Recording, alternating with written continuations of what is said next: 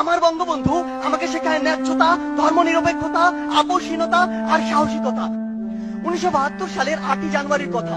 বঙ্গবন্ধু তখন লন্ডনে। ব্রিটিশ প্রধানমন্ত্রী এডওয়ার্ড হিথ তার রাষ্ট্রীয় সফর সংক্ষিপ্ত করে লন্ডনে ফিরে এসেছেন।